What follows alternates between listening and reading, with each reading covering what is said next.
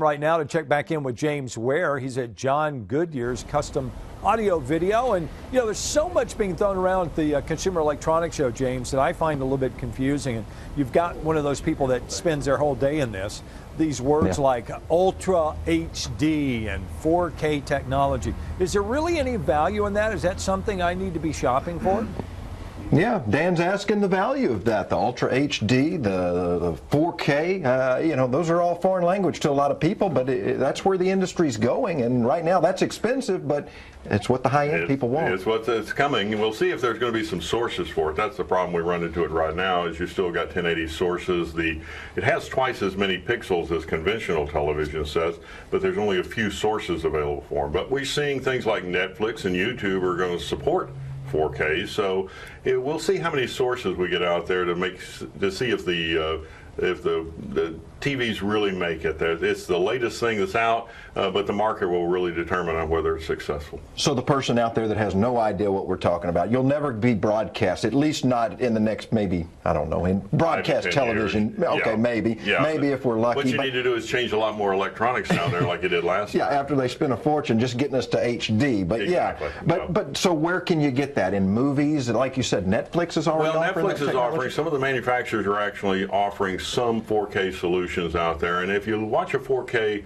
source through a 4K TV, it is a very beautiful picture. The problem is who's going to go back and transfer all the movies to it? That's the problem we ran into with 3D, was that you couldn't go back and take existing movies and convert them to 3D, so you had to deal with product that was only being manufactured or shot currently, and that really just hasn't taken off. Well, just talking to you over the last hour, I can tell you're never going to retire. This is just way too much fun for you. Well, yeah, I'm blessed. It's a lot of fun around here. It's nice to get people hooked up with their favorite music and give them something that they can really enjoy. The wireless world, that's just changing everything. Oh, yeah. Speakers alone now, wireless. Yeah, we have a lot of wireless tied into the internet so much that most of our equipment comes with the ability to hook up to the internet. We have wireless sources. We don't have to run wire throughout the house like we used to. And the great thing about it, there's been wireless equipment on the market for a long time, but this really sounds good. The old equipment sounded like two soup cans and a string, really poor quality, but the new equipment sounds just as good as the wired. Speaking of old technology, I was amazed. Well, he's caught there. Justin. John will take care of you there. But, okay, let's get the wire loose. This is a new turntable. Yeah, been out about a year. People still like to play their vinyl. Oh, yes, yes. We have almost 1,000 records here, and just about nobody throws their record collection away. The great thing about it is you can take a 35-year-old record. This is next to it. This is a 35-year-old piece of equipment right here. That's a used piece of Macintosh. We take the Macintosh equipment in on trade on other gear. It's just timeless. You're literally talking about gear that'll last you 30, 40, 50 years. Sure. A lot of other things, they're giving me a wrap, but a lot of other things I wanted to get into, and we'll do that in our last segment, but talk about the elderly folks again. I mean, how that's changed the industry for them as well, being able to just control everything right there from the touch of their phone. Be glad to. All right, look, can I interject a real quick question? Yeah. Ask John, because he can't hear me. Can I, turntables that exist today, can I buy an older one and update it? Is that something that's viable? I mentioned earlier, vinyl sales are up 35% this year.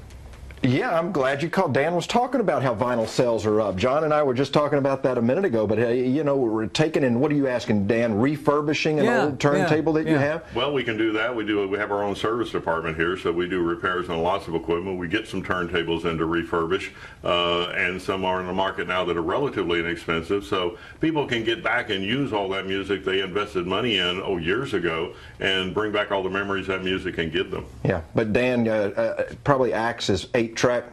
8 tracks probably. Dan probably uses 8 tracks. That's what, John was saying he hadn't worked on an 8-track in about a decade now, so 8 tracks probably gone for good, Dan. Darn, that's about all I've got left, except for those beta discs that I'm still hanging on to, hoping they make a comeback. All right, we'll check back in with you in a few minutes. James Ware again.